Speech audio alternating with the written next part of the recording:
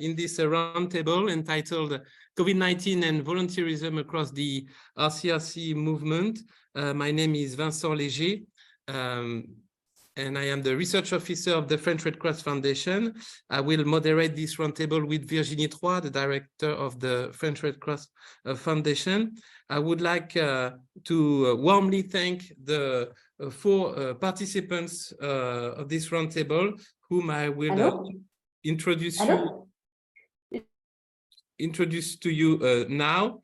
Dan Ferrand-Bechman, you are a sociologist and professor emeritus at the University of Paris 8. You are co-president of the Center for Social Solidarity Studies and have been president of the French Association of Sociology. You have published numerous works on volunteering, solidarity, and associative commitment. In recent years, you have worked on commitment to poor housing, then in the field of health, and on listening with the SOS Amitié Association, a French association.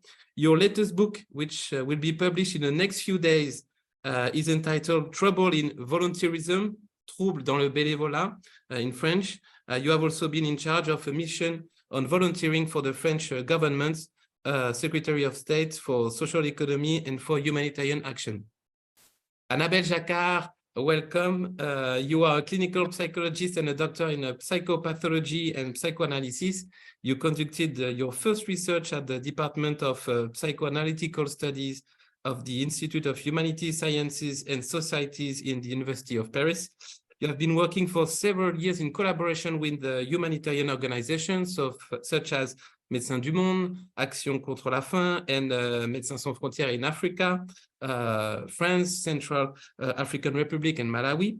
With the support of the French Red Cross Foundation, and in collaboration with the Comorian Red Crescent, you conducted a research in 2022 on the psychosocial impact of the COVID-19 health crisis on the Red Crescent volunteers in Comor. Through this research, you try to find solutions to to improve psychosocial support and mental health care for volunteers in an epidemic context. Ahmed Sedighi, welcome. You are a PhD in psychology, now a postdoctoral researcher in the clinical psychology and experimental psychopathology department of the University of Groningen in the Netherlands.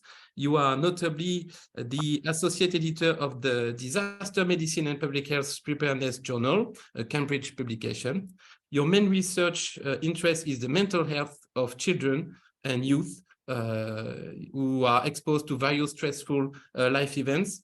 In addition to your research work, you have 10 years of experience in executive positions in the Iranian Red Crescent Society, including Deputy for Youth, Deputy of Education, Research and Technology, and now President of the Red Crescent Center of Yazd Province. During these 10 years, you collaborated with various international humanitarian organizations such as UNICEF, RCRC, and the Mental Health and Psychosocial Support Center of the IFRC. In addition, and during the COVID-19 epidemic in Iran, you conducted the research to identify the challenges and opportunities of an online volunteering SHIM device that the Iranian Red Crescent Society had set up to respond to the consequences of the epidemic. And finally, Koudia So, welcome Koudia. You are a medical doctor and anthropologist affiliated with the Regional Center for Clinical Management and Training of the Infectious Diseases in Dakar, in the FAN Hospital of Dakar. Your career began with the national and international positions in public health, the World Health Organization, UNAIDS. During the Ebola epidemic in August 2014, you co-directed a research project on the Ebola epidemic and the social production of trust in Senegal. Now a researcher in your own right, you use your dual expertise to develop participatory collaborations with research structures in Senegal and abroad, with various national institutions and civil society organizations. And finally, with Alice Desclos, an anthropologist at the Institute for Research for Development, you have led the CORAF MOB COVID-19 in the Core AFMOB project, which focuses on community mobilization and social sanitary issues in the face of COVID-19 in Senegal and Burkina Faso. This very ambitious research has highlighted the significance of community mobilization based largely on volunteerism in the response to epidemics, notably HIV infections, Ebola virus disease, and finally COVID-19. And your research activities have been awarded by the French Red Cross Foundation Research Prize in 2019. So here are some, I can't pass the, here, sorry. So here are some instructions so that you can follow this roundtable correctly. It will be recorded and you can follow it either in French or in English, thanks to our interpreter, Anna, by choosing the channel of your choice in the Zoom.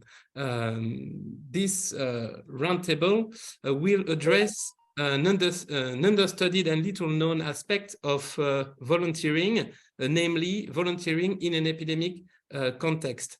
Indeed, little is known on volunteers' involvement in an epidemic response, unlike other studied emergency contexts such as armed conflicts or disasters.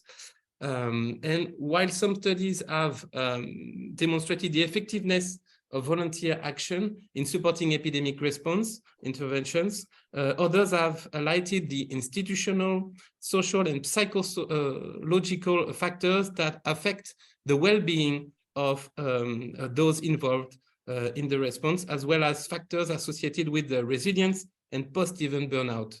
So that's why this roundtable invites scientists and practitioners in the audience to share reflections on the benefits and challenges of volunteers' involvement in the COVID-19 epidemic response across the RCRC movement. So this roundtable will have two parts. First, a presentation of the French Red Cross Foundation's COVID-19 emergency research program, and then an open discussion with the participants and the audience for about an hour. So please feel free to share your questions and comments in the chat of the Zoom, and we will communicate them to the speakers during the open discussion. And now I leave the floor to Virginie for a short presentation of the French Red Cross Foundation. Yes, thank you, Vincent, and thanks, panelists and the audience to be here. Just a couple of words about the foundation. So we have been created 10 years ago, actually, to be a space completely dedicated to research. Our aim is really to improve, to support researchers. So the researchers are not in our team, although we have some like Vincent and Camille and many others, but the idea is to support researchers all over the world, mainly in 3 areas, to improve the practice in the field of humanitarian and social action. We made one decision that the research will be in the field of social sciences. So we work with sociology, anthropology, it can be history, it can be economy. Our purpose, and it's really important in research, is that the research we produce with researchers must be accessible to everyone, and all knowledge that is produced can be useful to the whole movement and also to the sector of humanitarian aid and international aid or social action. What we realize also is that research sometimes is not really diverse. For us, it was very important that research in the movement really integrates the diversity of the movement in terms of researchers. So that's why we will work with universities in many countries, yes, where we conduct our research. And the way we do that, when it's always by co-construction. When we work with a national society or a partner, we will think about the research question together. Next. Vincent. We work in 3 main areas with social sciences, in access to health and epidemics, on risk, disasters, and climate change, and on migration and displacements, knowing that we have we privilege also research working on the ethics of humanitarian action, and also, of course, the ethics of research itself is really important and an issue that we care a lot about. How do we work? First, what we really bring a lot of efforts is to listening to the actors in the field. We collect their question, their need, their ideas, what they observe, what they would like to document, because we are losing actually a lot of what we do on the front line without collecting the data, and also speaking to the people who are on the front line. Then a question is not a research question, so we transform the need into a research question that allow us to open calls and to speak to researchers and tell them, look, we have an emerging question here. It's very important. With your methods and your experience, can you help answering to this question with us? After, we will follow the whole research process.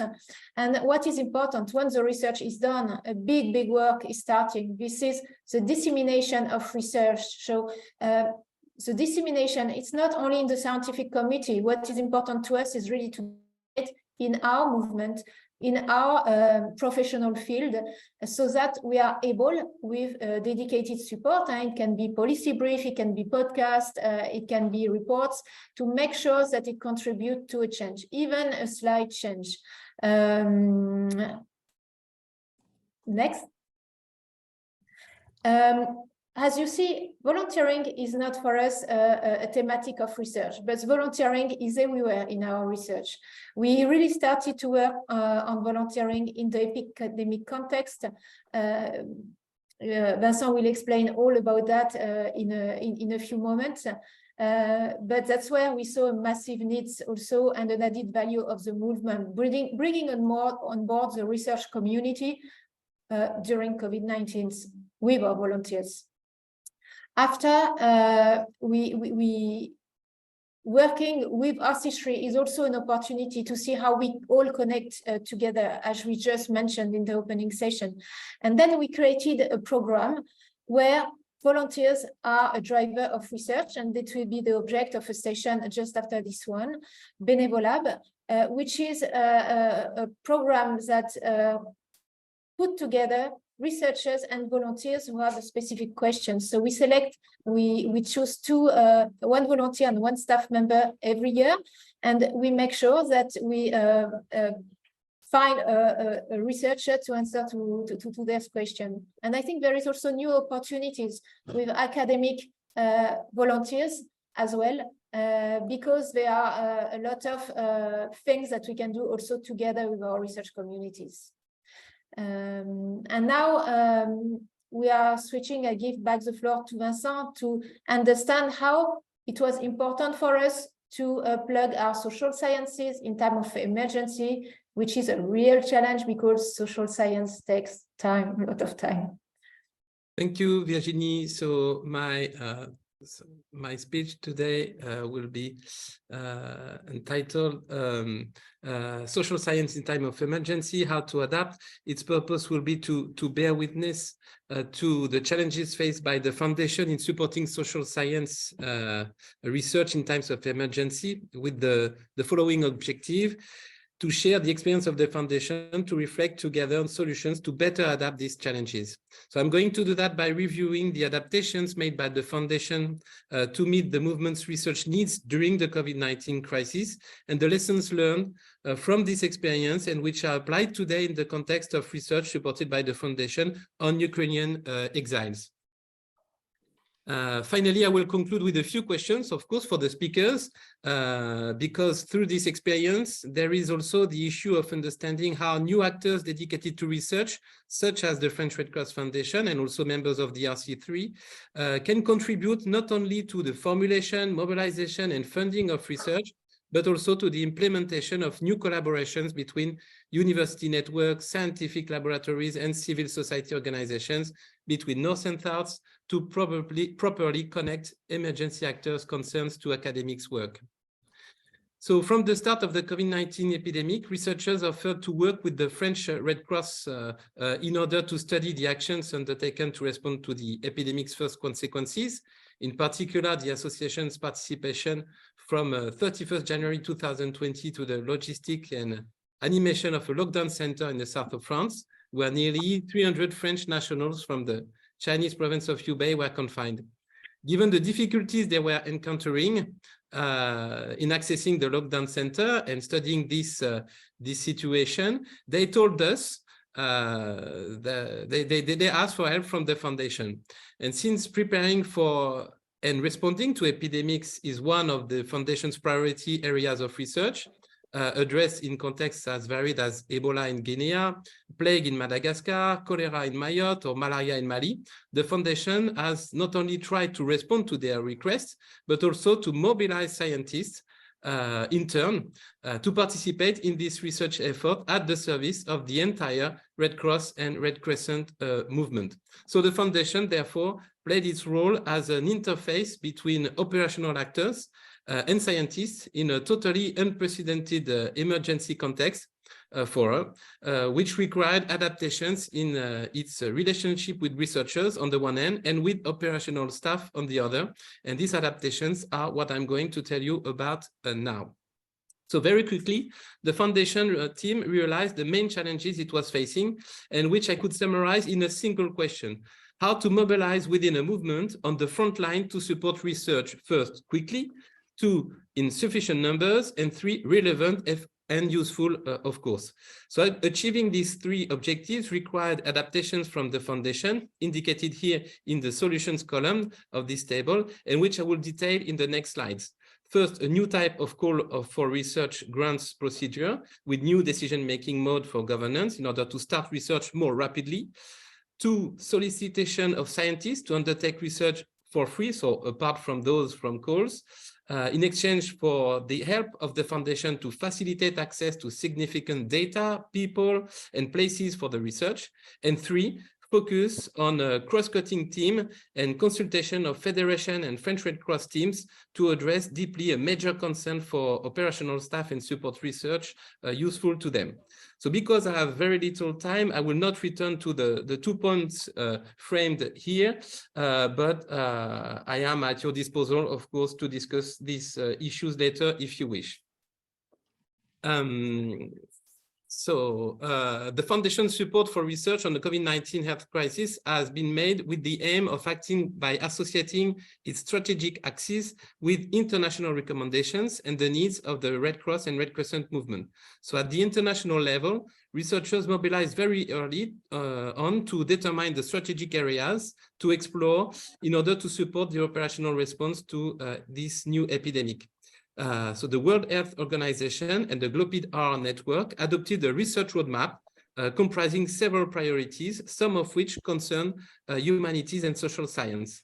And the World Health Organization question the foundation retained was the following: what are relevant, acceptable, and feasible approaches to support the physical health and psychosocial needs of those providing care for people with COVID-19? The foundation also followed the actions of the Federation, of course, which very quickly provided continuous risk assessment and guidance to help national societies implement an epidemic response, a social support, and an epidemic impact mitigation activities. And finally, from the start of the crisis, the board of the French Red Cross asked all its components to mobilize and unite in the response to the crisis. And so regular consultations with the foundation were very useful for us in guiding us in selecting the research projects we supported. Thus, by combining the World Health Organization instructions, the emergency operational concerns of the French Red Cross, and the experiences shared by the entire international movement, the foundation has therefore proposed research funding in human and social sciences to advance knowledge on voluntary action in an epidemic context, to study the French Red Cross new devices also, or to measure the social impact of the crisis, especially on the most vulnerable people. So as said earlier, we implemented a new type of call for research grants procedure with new decision-making in order to start research more rapidly. As the health situation was changing very rapidly, the challenge was to launch new research as soon as possible so that their results shed light on the response to the COVID-19 epidemic as soon as possible. Thus, it was decided to launch calls for research grants following a new procedure, faster and more flexible than the usual one. So here is a presentation of the flash calls launched in March and May 2020 about volunteering in an epidemic context. And in addition to these calls, the foundation has requested scientists to undertake research for free, I mean, apart from the calls, so without any grant to be given, but in exchange for the help of the foundation to facilitate access to significant data, people, and places for the research. So these researches focused mainly on the action of volunteers or new devices that the French Red Cross had implemented to deal with the health and social crisis caused by the COVID-19. So has the here is just a quick look at all the way we disseminate the results of this about 10 research supported. So we have a series of scientific articles translated in English, a series of policy briefs. We also have a journal, Humanitarian Alternatives, in French and in English. We also produced a report for the French Red Cross, and also we organized an event to give all the results of the research to our colleagues of the French Red Cross. We also have a series of webinars, and we also participated in other scientific events, such as the conference of the International Health. C'est occupé jusqu'à 15h15. J'ai envoyé 2 mails, merci. Could you cut your microphone? Thank you. So yeah, I was talking about the conference of the IHSN, the International Humanitarian Studies Association. So to conclude, I would like to share with you the challenges that we discovered during our mobilization and which proved difficult to overcome. As the health situation is changing rapidly, the challenge for the foundation was to help start this research project as soon as possible and to explore this field of operational research in times of emergency.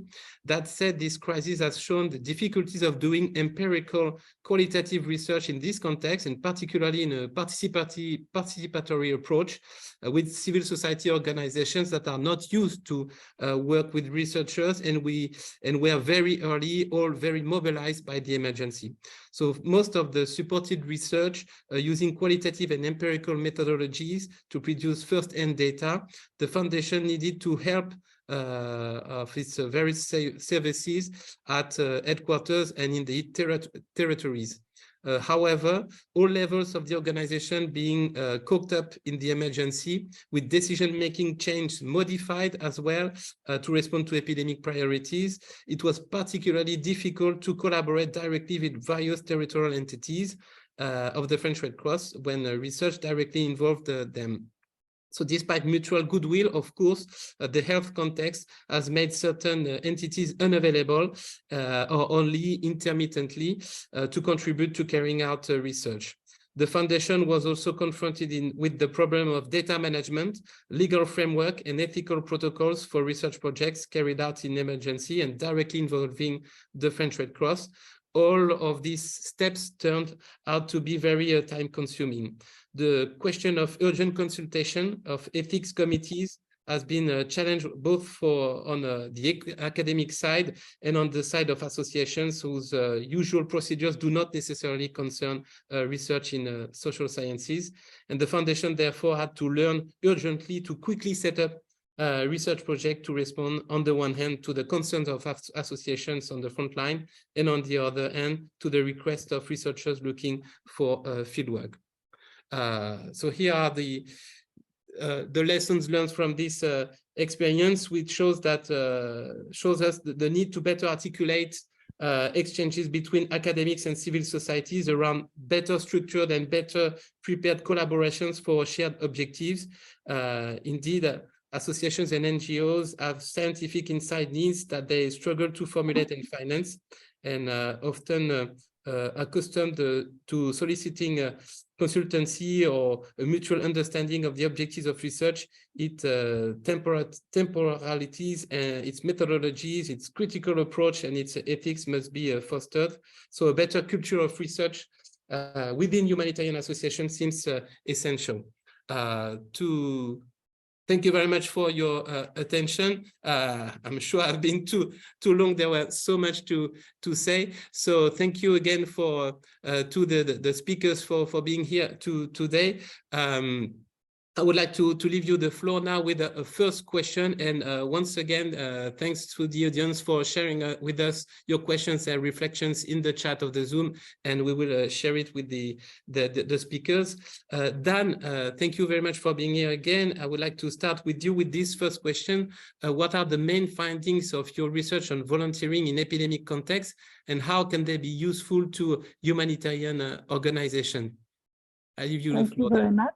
And first, thank you very much to the Foundation to give me some time to speak in this roundtable.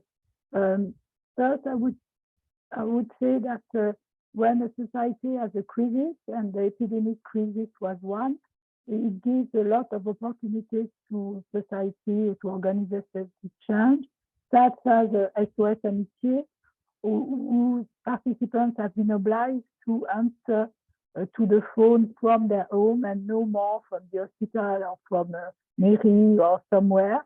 And that was a big change because it allowed people to work despite the fact people were obliged to stay at home. And that was the first time in the 50 years of this organization that people have the possibility to answer like that.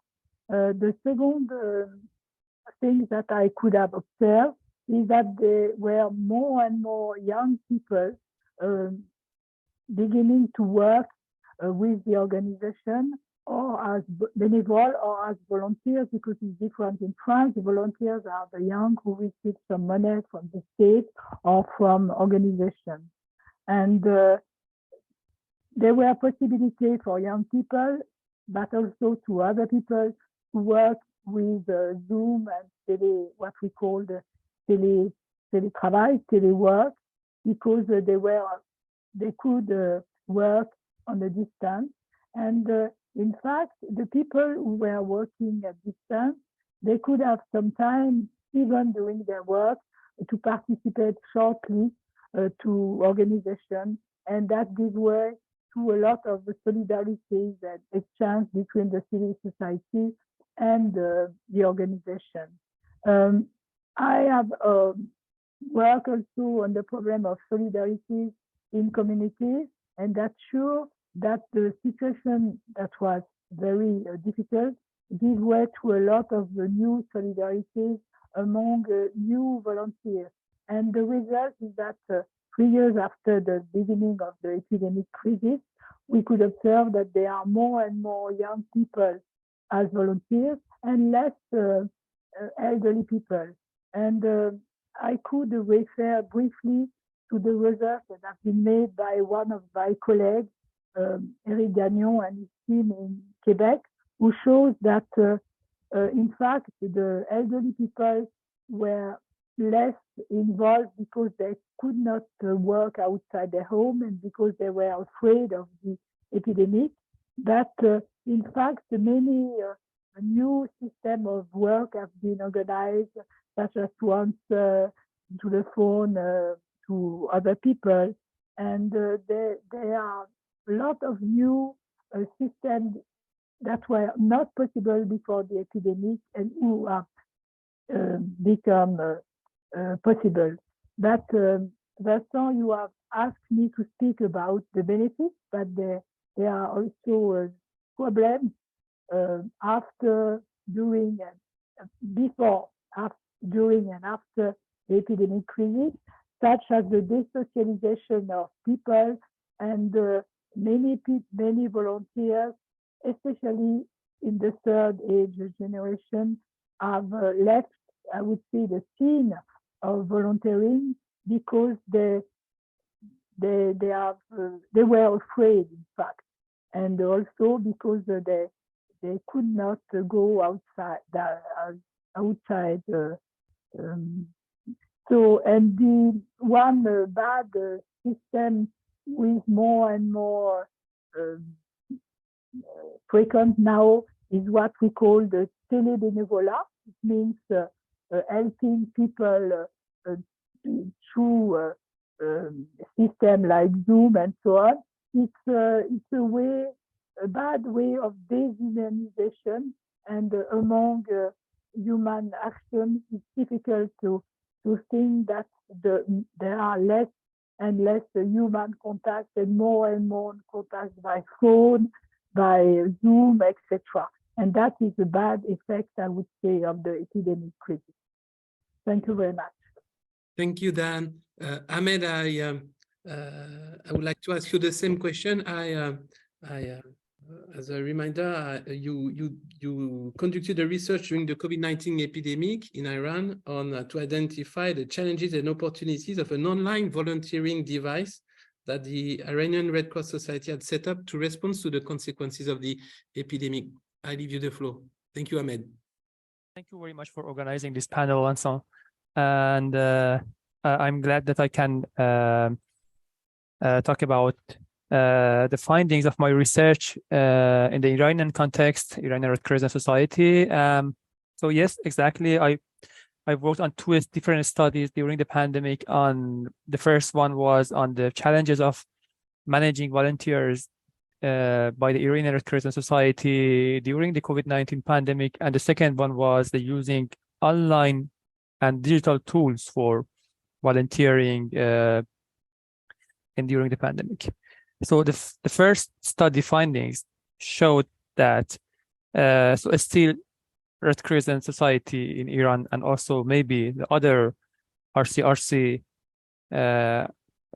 societies around the world, they are not well prepared for manage volunteers during some events such as pandemics, because we rely on we as Red Cross Society, Red Crescent Society, Red Crescent Societies, we rely on physical activities of volunteers, and we didn't prepare ourselves for some virtual activities. Especially, still we don't have a great volunteer human resource management, such as, so there are some human resource management for staff and for paid staff, but around the world there are not so many good programs for how we can manage volunteer human resource management, for recruiting them, for engaging them, for reimbursement of money, or how we can terminate their activities. So there are not so standards or rules for doing that. And more than that, we don't have these things for virtual volunteers. So during the pandemic, I found that we found in the Red Crescent Society there are some problems in recruiting volunteers. We cannot organize some events for volunteers and for other our programs in the Red Crescent Society. So there were so many problems in finding volunteers. On the other hand, in the pandemic response, we had different problems in managing volunteers. For example, there were some psychological consequences because we didn't prepare ourselves enough for psychosocial support of volunteers during the pandemic. And also, it wasn't only the volunteers of Red Cross and Red Crescent, also their families and their beloved one, they had some problem and they need some psychosocial support. And we didn't expect that. So during the evaluation research that I did that during the pandemic, it was a rapid assessment on problems that we faced with volunteers during the pandemic. We found that we should prepare ourselves also for as a psychosocial support packages for volunteers, their families and their beloved ones. And we need that because if we want to engage them more in our plans and programs, and we don't want to face some problems in recruiting new volunteers, we should prepare ourselves for psychosocial support. In addition, a second study, we found that online volunteering is a good way for filling the gap and closing the gap. So still there are some virtual volunteering give us gives us more space to engage volunteers. In addition, there are more equality, because now with virtual volunteering, different volunteers from different cities, different villages, for example, different volunteers with disability, for example, that they have physical disability and they cannot come to the Red Cross branch and to volunteer. With volunteering, online volunteering, they can participate. So there are more equality for volunteering in a humanitarian context. So we found that there are some good opportunities in using volunteers, less costs, more opportunities, and more chances to, especially for dissemination of preparedness and response programs in Red Cross. But however, there were some problems in recruiting some online volunteers. For example, we didn't know how we should recruit them, how we can ensure that they are they will stay with us. They commit to their responsibilities. How we want to reimburse their costs, because now their costs are not so vivid, because the cost of using internet, the cost of using their device, for example. So we didn't have any standard. Also, because our financial sector didn't prepare themselves for accepting the factors are received for this type of cost. So we found, if we want in the future for similar situation, we want to use online volunteers, also we should have a standard and rule and procedure to recruiting them, and also reimbursement of money and terminating the contract, also the volunteering collaboration and other things related to the online volunteers. For example, the motivational activities that usually we have for physical volunteers, but for virtual volunteers, we couldn't to have some motivational activities, or how we can motivate them for continuing their participation and engaging in our programs. Yeah, so these are some summaries of my findings during the pandemic. Also, I published these 2 studies as 2 articles, also that participants and in this webinar can later see those 2 papers. We'll share the references. Thank you very much. Thank you. Ahmed. Annabelle, the same question for you. I'm also, as a reminder, you conducted a research with the support of the French Red Cross Foundation, and of course in collaboration with the Comorian Red Crescent on the psychosocial impact of the COVID-19 health crisis on Red Crescent volunteers in the Comor. Can you tell us about this research? I leave you the floor, Annabelle. Thank you.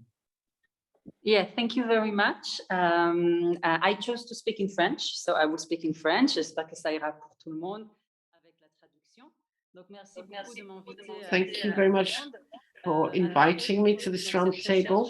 I carried out this research in the Comoros on the 3 islands with 47 volunteers, men and women, working in the first line during the crisis. And the research was carried out in 2022. So we had time to step back and analyze the psychosocial impact of the crisis on volunteers. So the methodology was individual interviews, discussion groups, and just to summarize the results, first, overall, we can say that there's a paradox that we noted for the volunteers during their work during the crisis, during the pandemic. On the one hand, the volunteers felt useful, and they felt important for the community, but at the same time, the same persons could feel fragile and have problems if they didn't have the recognition of their hierarchy For example, the money for transport and meals that they were not getting, and then the respect of being surrounded emotionally, supported emotionally. But that, in general, is what we found. There was a paradox, and all the volunteers found this.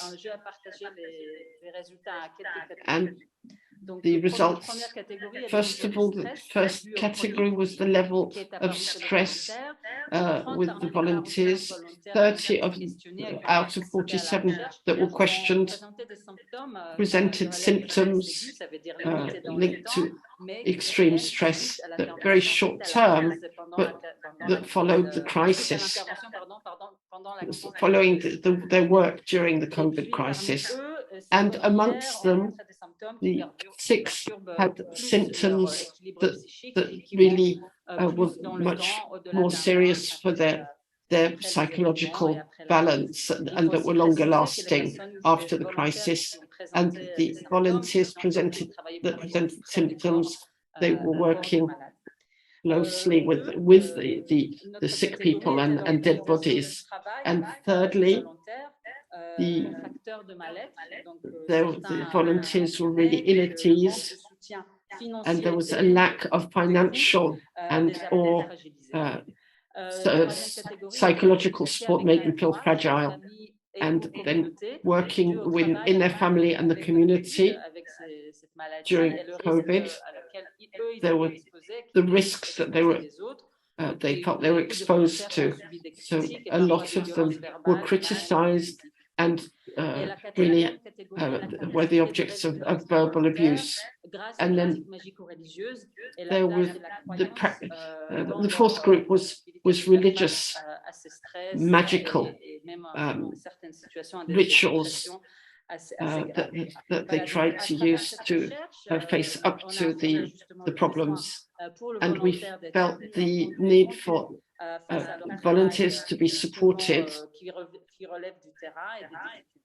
and to face up to their difficulties. And we made proposals, concrete proposals, set up a structure for regular psychological and social support, not just during a crisis, but regularly, so that they can face up to any difficulties in the future. Thank you, Annabelle. I hope also. Thank you very much. Koudia, thank you again for being here. I'll leave you je vous passe la parole, Koudia, in French, I think. Je vous passe la parole, Koudia. Merci encore d'être là. I give you the microphone, Koudia. Thank you for being here. Koudia, vous nous entendez? Koudia, can you hear us? Yes, I can hear you. Just need the authorization. So, hello, everyone. Again, thank you for the invitation to share the results of my research.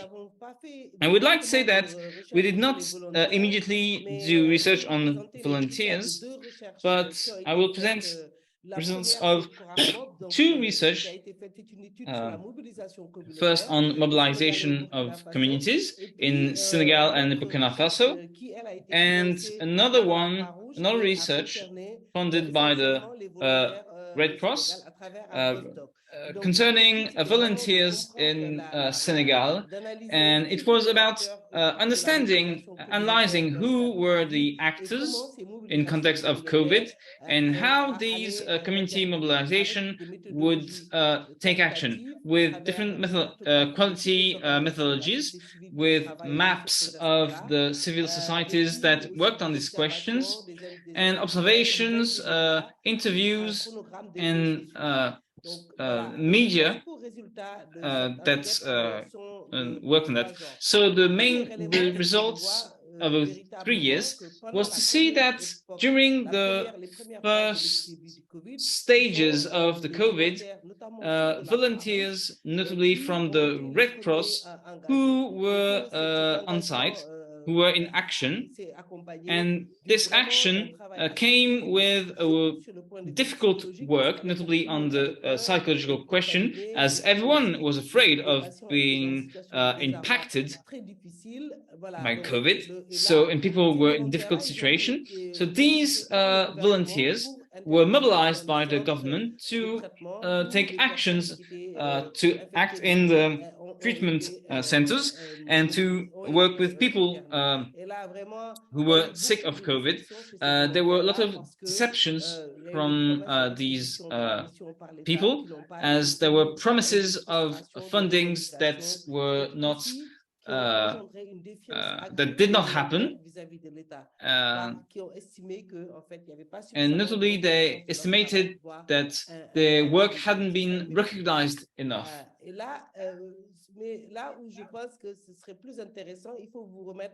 I think which would be very interesting, it's context of an African country which evolves, notably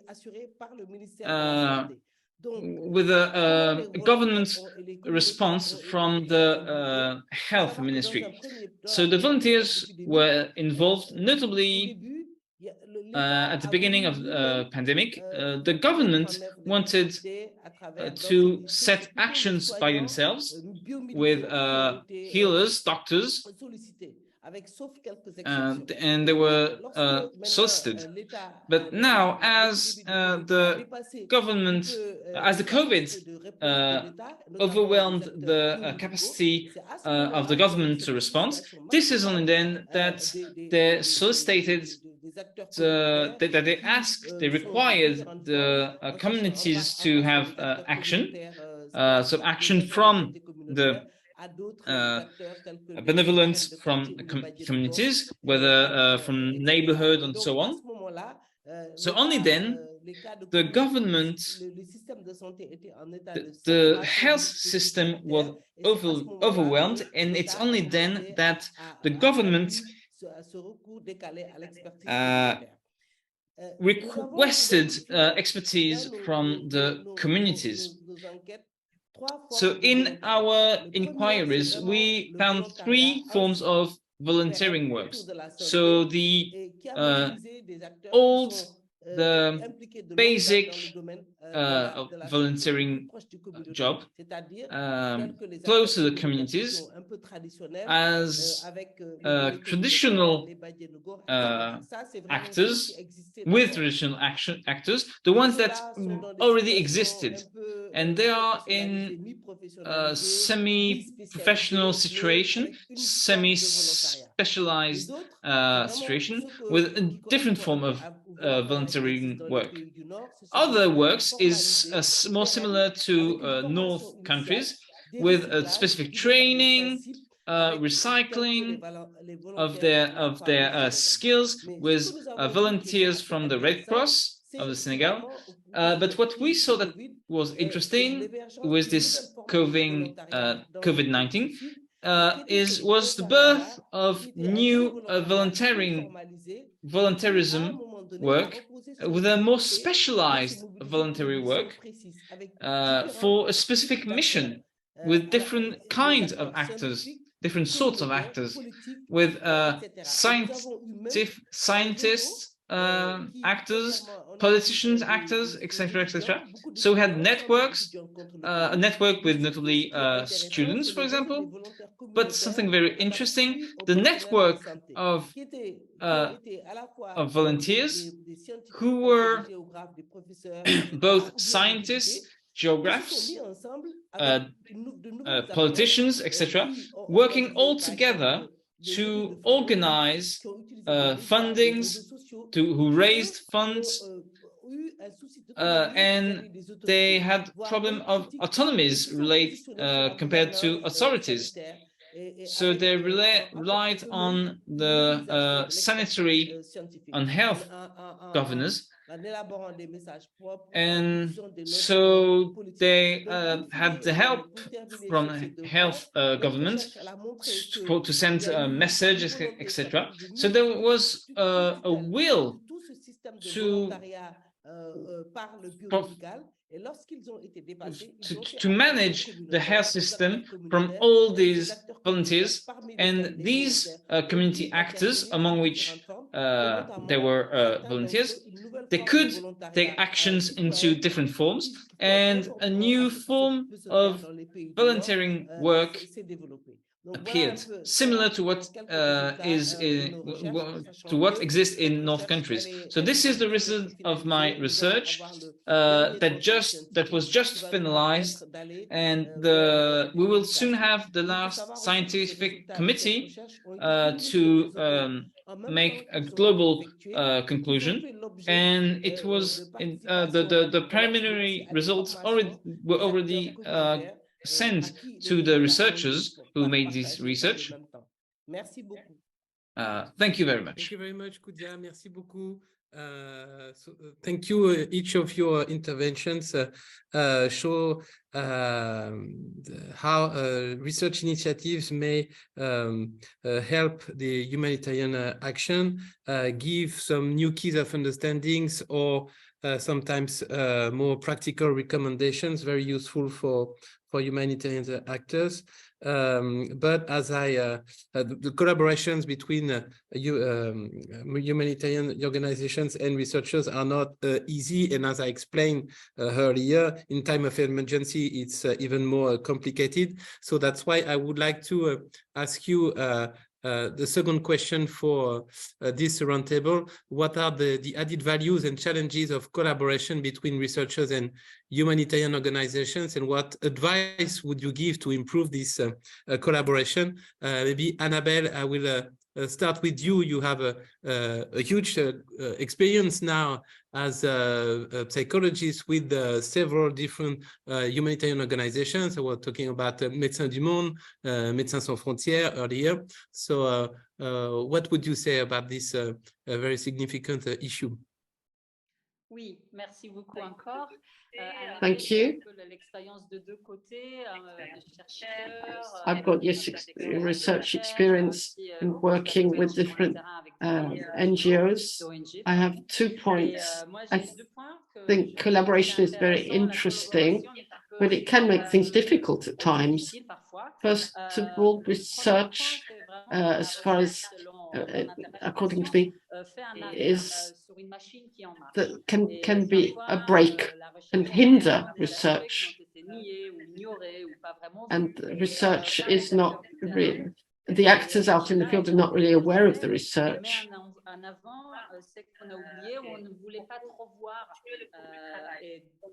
So sometimes it's difficult for the actors out in the field to really listen to our recommendations and hear about our results, and gives them the importance that is relevant. And the other point is sometimes you have to step back, and out in the field we want to go forward because we really want to move on. We have a lot of work to cover, a lot of things to do, and the stakeholders come. So sometimes it's very difficult to apply recommendations for the actors in the field. There are a lot of emergencies we have to face up to. So there are some recommendations that are just are never applied, never implemented. And sometimes we have to really step back to really take advantage of the research that has been carried out. So I think it can be interesting. And there's a lot of research also integrated the NGOs in the practices out in the field, and the NGO itself, thanks to the money of the stakeholders, for example, but even there we can see there are a lot of actors that are really disturbed by the results of the research. It's a question of acceptance on both sides and finding a balance, and respect as well. Everyone has to respect everyone else. Thank you, Annabelle. and your experience shows that it's not only feasible, but also very useful, this type of collaboration. Kudia, on this question? I think that the advantage of research is that we could dig deeper in some subject that might not be visible at first. For us, for example, in social part, we learn to be defined towards things that seem to be obvious, notably with people who seem to be to be used to action on field, and their opinion on the subject could be oriented to misleading about some things they know and things they don't know. Very often, they might not have a great understanding and might not go and see people to ask them how they consider things. So I think it's very important to consider these aspects. But also, I think that research can also improve the visibility of their intervention, as those who work in emergency situation and as in volunteering work are not known well enough from researchers, and it feels like it's an independent world sometimes. So working in epidemics sometimes that are settling show that sometimes this link between researchers who dig deeper and those who take action on site, they are part of improving the relation, the link between each other, but also give words to anthropologists, to people who are in suffering situations, people that we are acting towards, but are not people that are not listened. So these people that are not listened very most time. So this is the triple benefit from this. This is, for me, the added values of this question of work between researchers and field actors. Thank you. Merci beaucoup, Kudia. Thank you very much. Ahmed? Yeah, so I think the relationship between researchers and national societies is a win-win relationship. So the added value for national societies is they can find challenges in front of their missions and operations and their work, and how they can improve their programs for helping better and more efficient humanitarian aid and operations. By the way, I think is a win for researchers also. They can access to data that is usually not easy to access in other times. So if they want to work on some topics, or they want to study on vulnerable groups that they expose to some emergencies and disasters, I think collaboration with national societies is very helpful for them. They can collect some data that is very valuable and very expensive if they want themselves to collect those data. By the way, if I want to say something about challenges in front of these two key players, I can say that the first thing is the financial problem. So usually funders and those who have money in their hands, they don't so much interested in investing on research on humanitarian work. Maybe there are not so many turnover of the financial thing. So usually it's not easy to find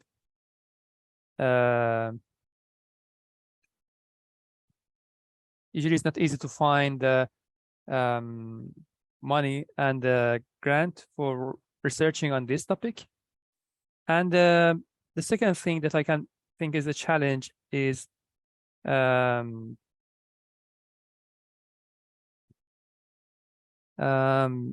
are not some enough tools for research on this topic. I think the current research methods and research tools and instruments prepared before for peacetime, not for emergency times. I think there is need more for emergency-friendly instrument and research methods. For example, if we want to research on the emergency context, we cannot do that with current method that is very slow, and the emergency is not so slow. It's sometimes rapid onset. We should collect data, for example, in the first 72 hours to have a rapid assessment of the situation of people. But research methods don't allow us to do that. So I think one of the challenges is not developing humanitarian friendly methods for doing that. So I think there should be more investment on humanitarian intelligence. It means from data collection to data analysis. So I think developing humanitarian intelligence could be a priority for the future on developing some research methods that could be very helpful for, especially for junior researchers, for researchers that they don't have money, and also for the national societies that they might have some researchers that in the national societies, but they don't know which methods could be helpful for research. So these are two challenges that I think could be helpful for thinking about it in the future. Thank you very much, Ahmed. Dan, we will conclude with you on this significant issue. I give you the floor. Yes. Thank you, Dan. I will add some remarks to my colleague Annabelle and Goudia, and because I totally agree with their arguments. But I have had the luck to work with Bernard Kouchner, who was the Minister of Humanitarian Action, and who was very near the researcher. He has worked with Michel Foucault and other researchers, and with him, I could have understood what role we could have as researchers, especially in the field of humanitarian action and with the organization. And I would see 2 or 3 roles that we could have and how we could help the humanity to have more humanitarian action. First is the fact that we are outside the field, and especially outside the politics, outside the field with politicians who have a lot of stereotypes, who are sometimes trapped in ideology. So it's the question to have a good distance. And we have a lot of instruments to work on the field because we have our sociological, anthropological, statistical method. The second thing that we could do is to make evaluation. I have made a lot of evaluation of public policy because the fact that we are outside and we are not there to give a legitimation to the action, that to look with scientific eyes what is done. And especially in this moment where there are a lot of politic crisis, it's important that somebody could look without politic stereotype idea, I would say. The third help that we could give to the voluntary organization is the fact that we can criticize the other research and the research that are made and sometimes that are not very well understood by the society. Sometimes I was critics of Pierre Bourdieu, for example, because he had introduced a lot of models, and sometimes we have to have the courage to criticize with an eye on the field, on all the concepts that have been too much theoretical. So I refer to an excellent article of Marc-Henri Soulet about that. So it's the critics of the social science.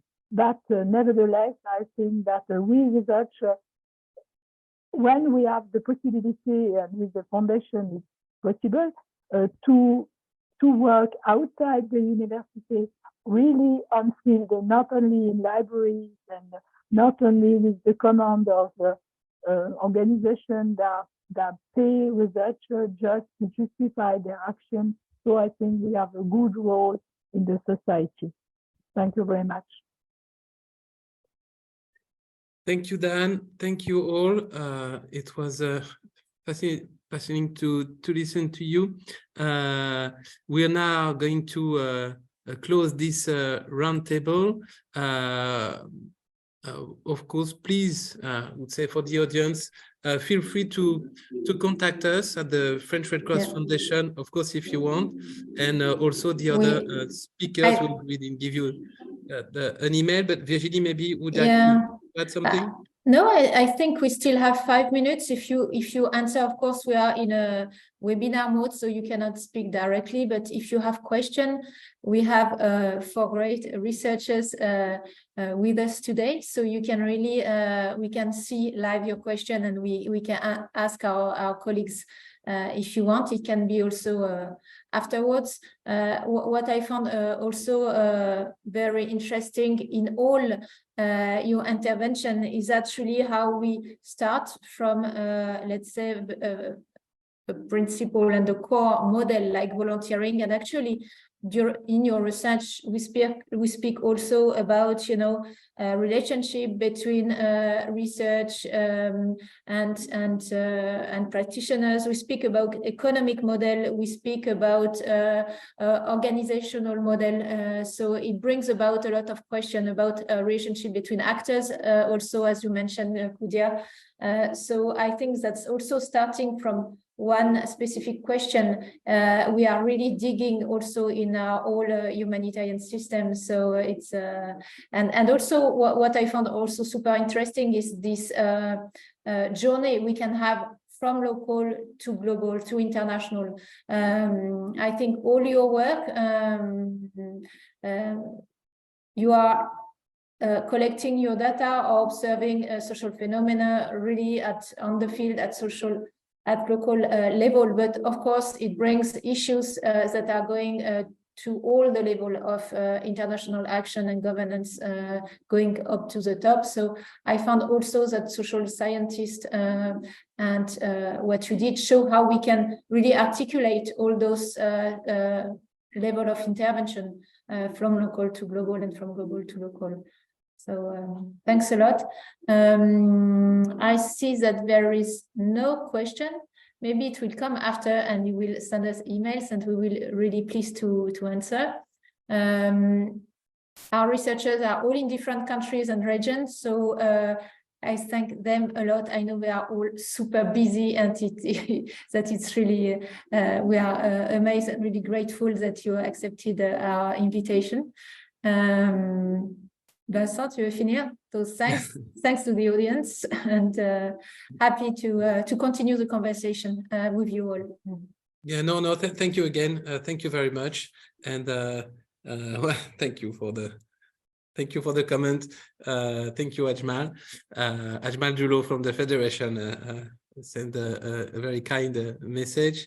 So no, thank you all. Thank you, Kudia. Thank you, Annabelle. Thank you, Ahmed. Thank you, Dan. And yeah, no, it was a pleasure to speak with you again. So enjoy a very interesting long night of research. This is only the beginning, so yeah, tomorrow. This is a kickoff, and actually the next session, I think one of the sessions will speak on how volunteers can really, with their question and experience, lead the research work as well, and how we can reinforce that. So thanks a lot. Thank you very much. Thank you very much. Enjoy the night. Thank you. Bye-bye. Thank you. Thank you. Bye. Bye.